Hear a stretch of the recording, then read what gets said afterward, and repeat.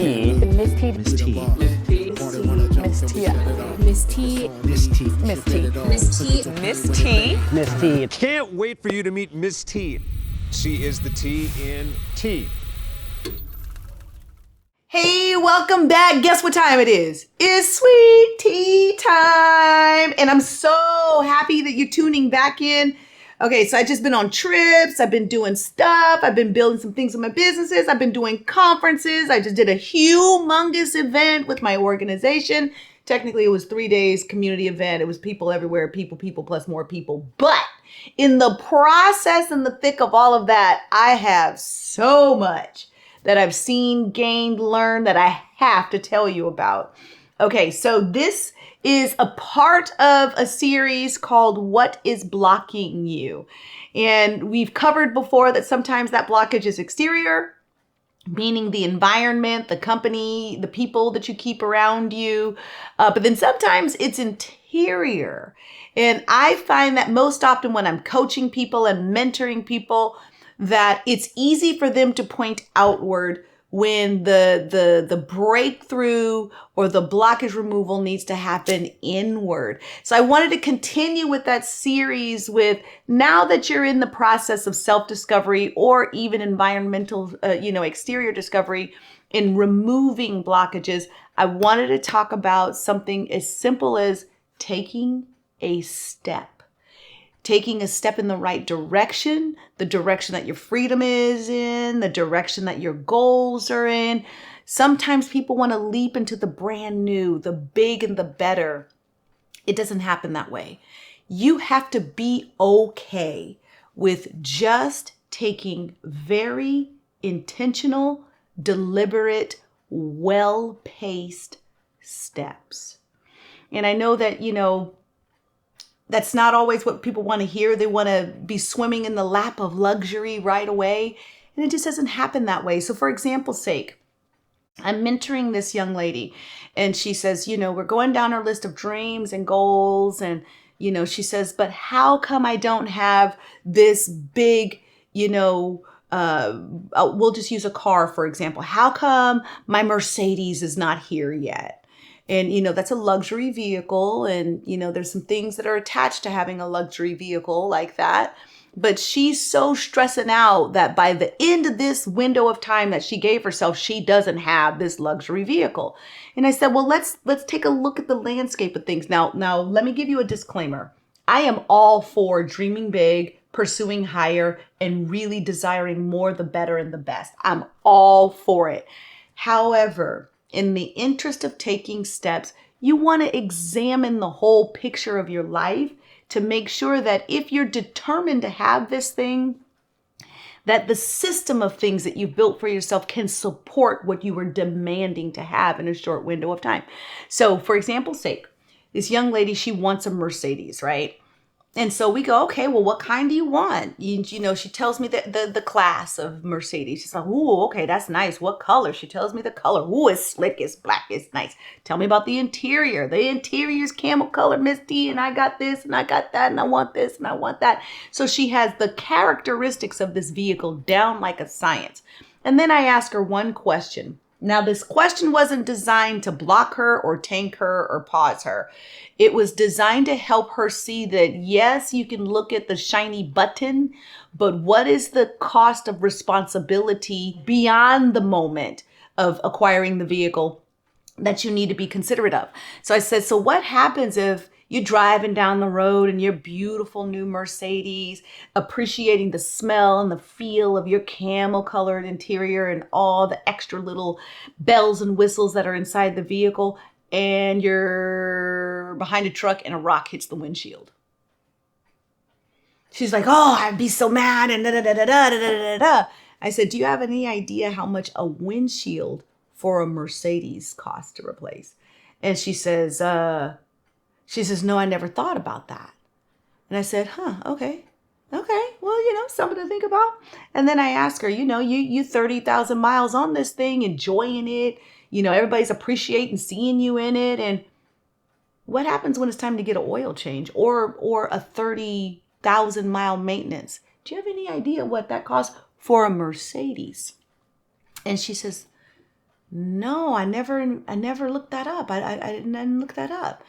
And then I say, well, there's another thing to consider. And then I say to her, what kind of car are you driving now? She says a Toyota. I said, that's very different from a Mercedes. I said, how often do you have it cleaned? Well, I go through the drive-through and I try not to let the kids.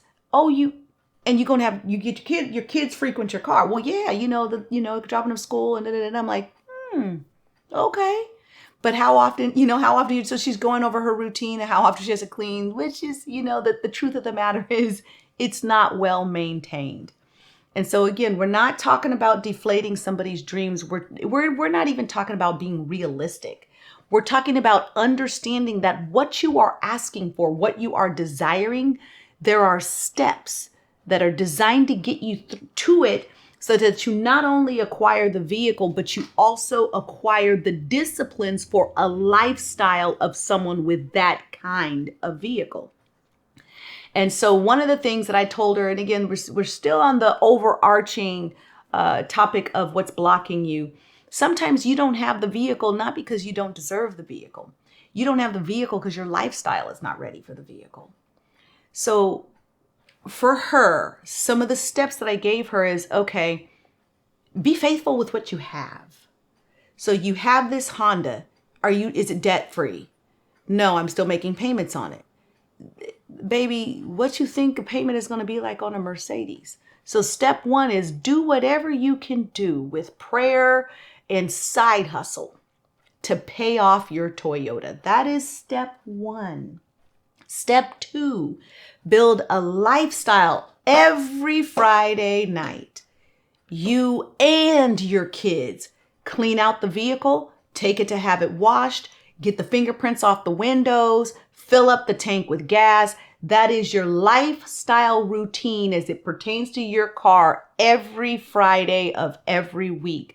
Build a lifestyle of taking care of and properly maintaining your vehicle. Because I promise you, once you get your Mercedes, that's not going to be a routine or a habit that you want to start with a new vehicle that is expensive like that. You want to already have that as a discipline, not just for you, but also for your family.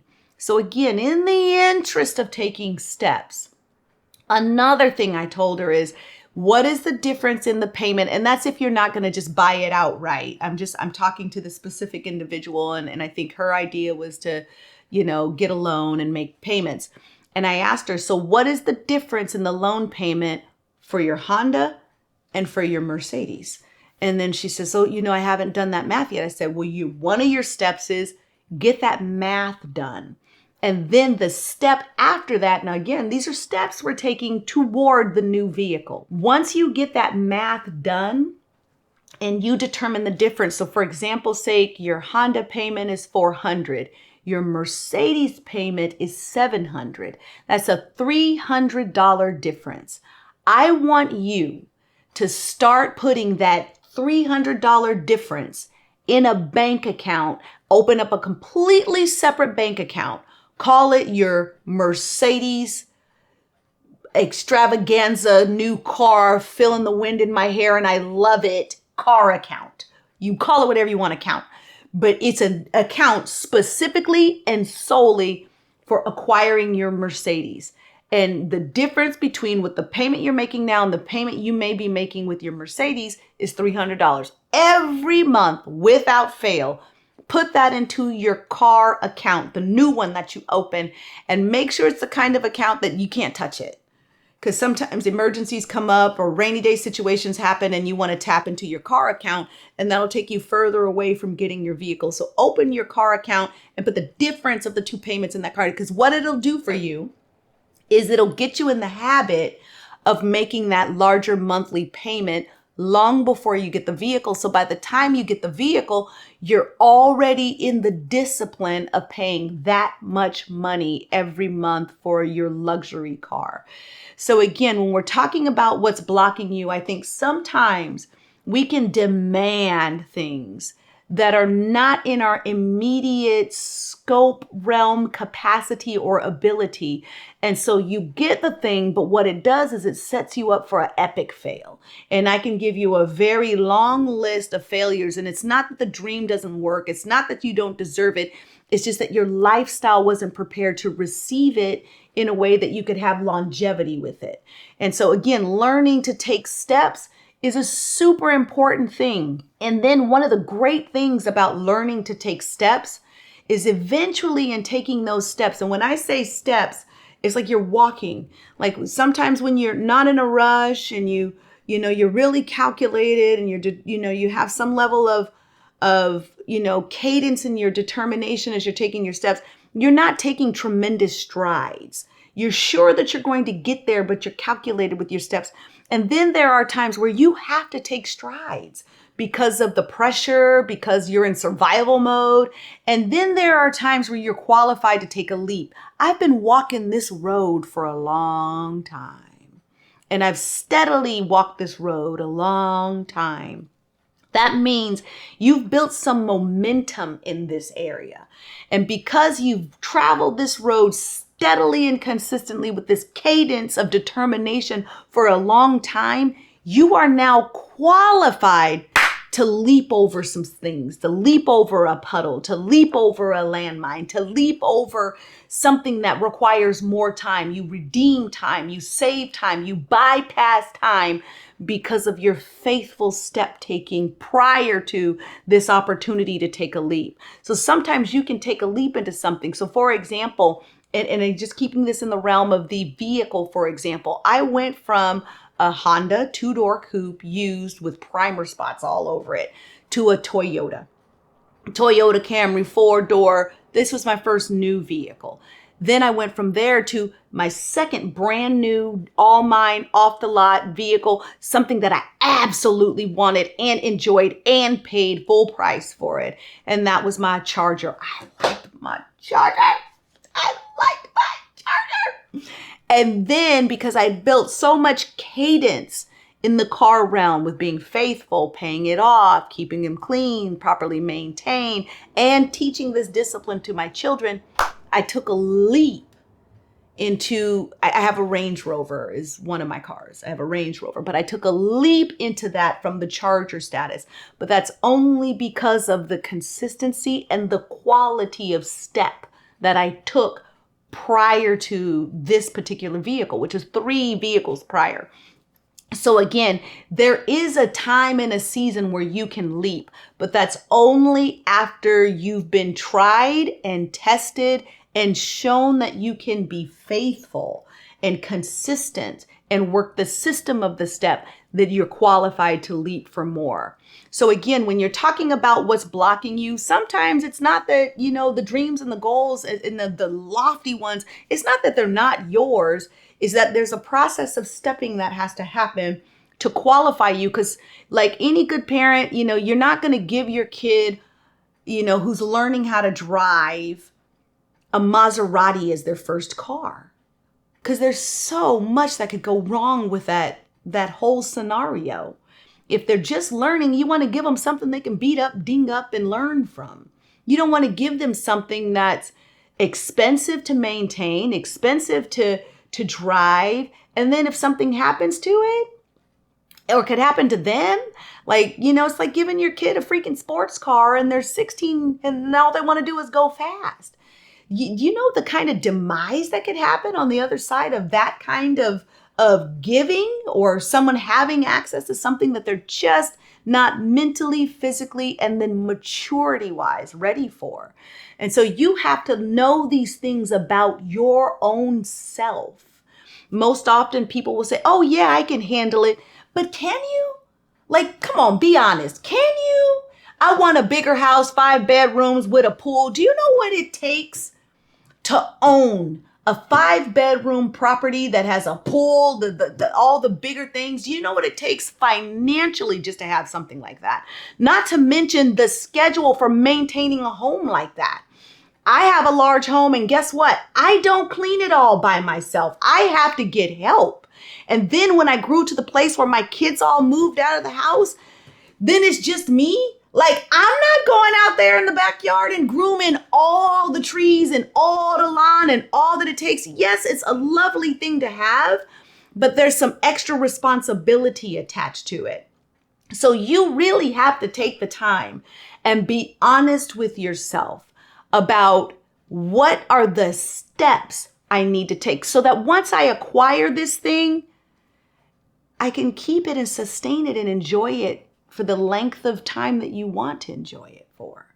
So, again, going back to the what's blocking you and how to get unblocked, be determined to practice the discipline of taking proper, determined cadence steps as you build the lifestyle that can sustain the added bigger things that you want. There really, truly is nothing stopping you most often but you. So that is my bit for today. My hope is that you will make a list and find out what you're trying to get to and what are some of the steps that you need to take and what's the proper cadence of these steps that you need to take in order to get you to the level, the next level, and the ultimate level of your dreams and goals. None of this stuff happens overnight. And I know that there are some miraculous happenings and I've experienced them, but I'm giving you good, sound wisdom that'll cause you to survive. Not survive, I scratch that word. That'll cause you to thrive in life with the lifestyle that you love. We're talking about building the disciplines that build a lifestyle that you love. So make sure that you make a list and you give yourself permission to be honest about the steps that you need to take and want to take so that you can achieve the thing. And if you have any questions or if you get stuck anywhere, reach out to me. That's what this is all about. I'm not just giving you access to information and education without being able to hold your hand a little bit. I want to do that for you. So if you get stuck anywhere, you don't know what your first step is or your fifth step is, reach out and let me know or let us know, let the community of us know, and let's see how we can build better together. And if you liked this episode and it helped you, or it may not be for you because your car is dope and you got a dope lifestyle, then share it with somebody that you know needs this. Quit being a little selfish, little God bless it. Share it with somebody. Make sure that other people are having access what you've stumbled upon, because the goal is the more of us that are winning and flying and thriving and on top of our lives in a very positive way, it gifts other people with the examples that they can follow so that there are more of us just living better. So share it, like it, subscribe it, turn on the bell so you know whenever these things pop up or you get notified. I don't know how that works on all the platforms, but my staff do. So just like the stuff and stay in tune. Okay, you take good care. Thank you for tuning in. I'll see you again soon. And guess what? Take your steps, baby. You deserve it. And let me know when you get the wins. I want to know. Bye.